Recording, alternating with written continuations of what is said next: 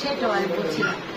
কিন্তু সে ওই ওই গানটা না করে অন্য একটা গান করছে, অনেক সাধন। তো এর মধ্যে পাখি সরকার বলছে 1 টাকাও বকশিশ দিবেন না, ওই টাকাটাই দিয়ে দিতে হবে। তো তারপর আমি যতটুকু পারছি, কারণ যেখানে করছি এই বসাটা হলো এই গদিটা হলো মহারাজের গদি, তো ওই গদির তো একটা মূল্য রাখতে হয়, সম্মান আছে, সেজন্য আমি যতটুকু পারছি সম্মানই করছি। এখন আমি পুরস্কার দিচ্ছি, হ্যাঁ। তো তারপরও পাখি একটু অনুরাগী মেয়ে, পাখি একটু অনুরাগী মেয়ে, পাগলামি, সব কাজই একটু পাগলামি।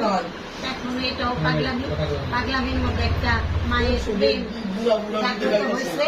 হ্যাঁ, সব বললো যে কেউ তো আমার মায়ের গান গাইলো না, তাহলে আমি